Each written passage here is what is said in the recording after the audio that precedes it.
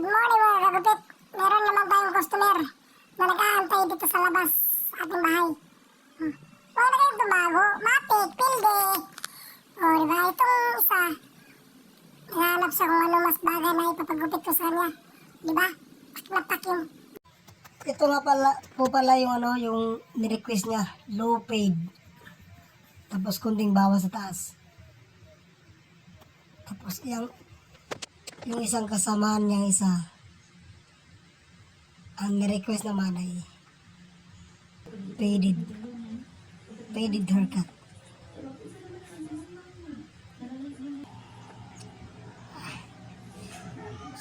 May nag-aabang-bang.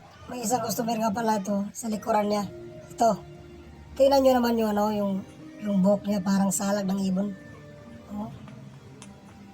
Pagagandahin natin yan, tingnan nyo. Tingnan nyo pagkatapos.